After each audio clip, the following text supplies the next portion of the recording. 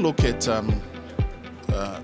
business tourism in the sense of like people travel, I mean, whether it's domestically, I don't know how many times I fly to Cape Town for business, and I don't know how many my partners come Cape Town to Joburg and vice versa, and even regionally, within Africa. We book hotels, that's business travel as well, right?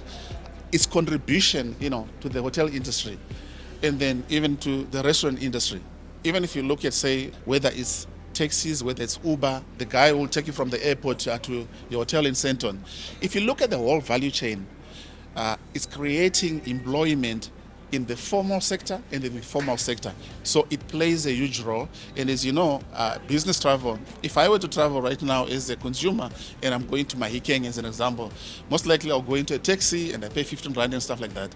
I call it, when you say you're flying because you are a corporate, right? The spend there is much higher. So we see huge spend in corporate travel and its contribution towards the economy. So I mentioned during the panel that the biggest challenge we have for business travel, especially interregional, is the lack of flights that we have that connect people to do business. One of my colleagues right now is on her way to Cote d'Ivoire, but she took a flight from Joburg to Dubai, and she'll connect from Dubai to Cote d'Ivoire.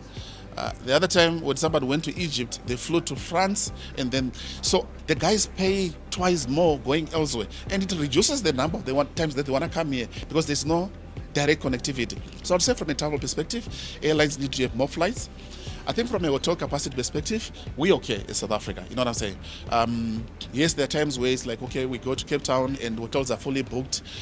Again, it happens, But then I think the other scope that is beyond what the travel industry can do is also working with government, because security is also important, to make sure that our country becomes a destination of choice. And if I'm an executive coming from somewhere, I don't have to be afraid that, I could be marked in South Africa. But I think on the value chain, the whole value chain, it's working well, and I think there's a lot of room that can be done to, grow the economy and improve opportunities for everyone.